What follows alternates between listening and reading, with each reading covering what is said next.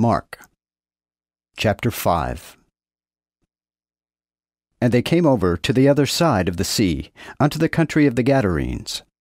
And when he was come out of the ship, there met him incontinently out of the graves a man which had an unclean spirit, who had his abiding among the graves, and no man could bind him, no, not with chains, because that when he was often bound with fetters and chains, he plucked the chains asunder, and brake the fetters in pieces. Neither could any man tame him. And always both night and day he cried in the mountains, and in the graves, and struck himself with stones. And when he saw Jesus afar off, he ran and worshipped him, and cried with a loud voice, and said, What have I to do with thee, Jesus, the Son of the Most High God? I will that thou swear to me by God that thou torment me not. For he said unto him, Come out of the man, thou unclean spirit. And he asked him, What is thy name? And he answered, saying, My name is Legion, for we are many. And he prayed him instantly, that he would not send them away out of the country. Now there was there in the mountains a great herd of swine feeding. And all the devils besought him, saying, Send us into the swine, that we may enter into them. And incontinently Jesus gave them leave. Then the unclean spirits went out and entered into the swine, and the herd ran headlong from the high bank into the sea. And there were about 2,000 swine, and they were choked up in the sea. And the swineherds fled, and told it in the city, and in the country, and they came out to see what it was that was done. And they came to Jesus, and saw him that had been possessed with the devil, and had the legion, sit, both clothed, and in his right mind. And they were afraid. And they that saw it told them what was done to him that was possessed with the devil, and concerning the swine. Then they began to pray him, that he would depart from their coasts. And when he was come into the ship, he that had been possessed with the devil prayed him that he might be with him. Howbeit Jesus would not suffer him, but said unto him, Go thy way home to thy friends, and show them what great things the Lord hath done unto thee, and how he hath had compassion on thee. So he departed, and began to publish in Decapolis what great things Jesus had done unto him, and all men did marvel. And when Jesus was come over again by ship unto the other side, a great multitude gathered together to him, and he was near unto the sea.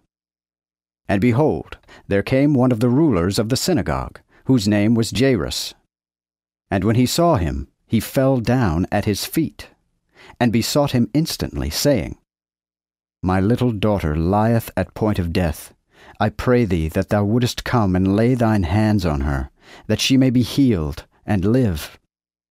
Then he went with him. And a great multitude followed him, and thronged him.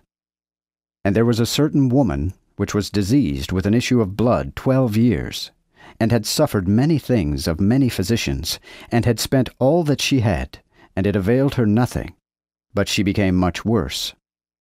When she had heard of Jesus, she came in the press behind, and touched his garment. For she said, If I may but touch his clothes, I shall be whole. And straightway the course of her blood was dried up, and she felt in her body that she was healed of that plague. And immediately when Jesus did know in himself the virtue that went out of him, he turned him round about in the press, and said, Who hath touched my clothes? And his disciples said unto him, Thou seest the multitude throng thee, and sayest thou, Who did touch me? And he looked round about to see her that had done that. And the woman feared and trembled, for she knew what was done in her. And she came and fell down before him, and told him the whole truth. And he said to her, Daughter, thy faith hath made thee whole. Go in peace, and be whole of thy plague. While he yet spake, there came from the same ruler of the synagogue's house certain which said, Thy daughter is dead. Why diseasest thou the master any further? As soon as Jesus heard that word spoken, he said unto the ruler of the synagogue, Be not afraid. only believe. And he suffered no man to follow him save Peter and James, and John the brother of James. So he came into the house of the ruler of the synagogue, and saw the tumult, and them that wept and wailed greatly. And he went in, and said unto them, Why make ye this trouble, and weep? The child is not dead, but sleepeth. And they laughed him to scorn. But he put them all out, and took the father and the mother of the child, and them that were with him, and entered in where the child lay, and took the child by the hand, and said unto her, Talitha cumi, which is by interpretation, Maiden, I say unto thee, arise. And straightway the maiden arose, and walked. For she was of the age of 12 years, and they were astonied out of measure. And he charged them straitly that no man should know of it, and commanded to give her meat.